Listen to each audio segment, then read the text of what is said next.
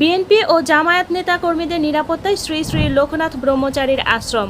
নারায়ণগঞ্জের সোনারগাঁও উপজেলার শ্রী শ্রী লোকনাথ ব্রহ্মচারীর আশ্রমে সারাক্ষণ নিরাপত্তা নিশ্চিত করতে ব্যবস্থা নিয়েছে জামায়াত ও বিএনপির নেতাকর্মীরা। এখানে আমরা দেশের হেন পরিস্থিতিতে আমাদের ভক্তের সমাগমটা অনেক কম, বিভিন্ন কারণবশত তা অবশ্য সবাই অবগত আছে।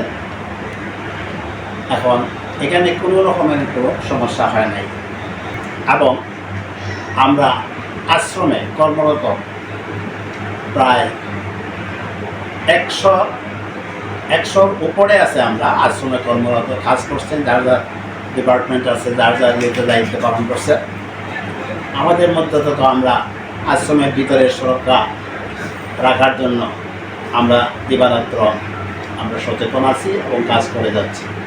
বারোদি ইউনিয়ন বিএনপি সভাপতি এই হিসাবে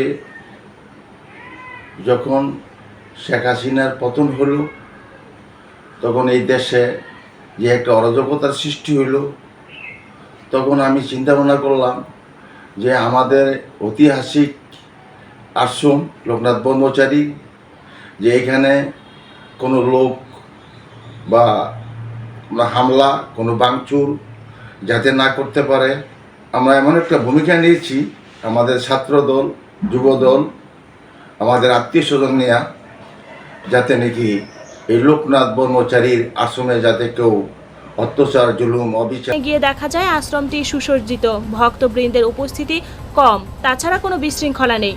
নিরাপত্তার বিষয়ে বারোদি ইউনিয়ন বিএনপি সভাপতি আলহাজ রহমান মুন্সি জানান, যেহেতু সাম্প্রতিক সময়ে পুলিশ প্রশাসন উপস্থিতি নেই, তাই আমরা 24 ঘন্টা নিরাপত্তার ব্যবস্থা নিয়েছি, যেন এই আশ্রমে কোনো দুর্বৃত্ত হামলা করে ক্ষতি করতে না পারে। এই বিষয়ে আশ্রমের ব্যবস্থাপক নয়নচন্দ্র গোলদার বলেন, আমরা নিরাপত্তায় আছি, এখানে কোনো প্রকার ক্ষতি হয়নি। আমাদের আনসার সদস্য সহ সকল রাজনৈতিক দলের সদস্যরা কড়া নিরাপত্তায় রেখেছেন।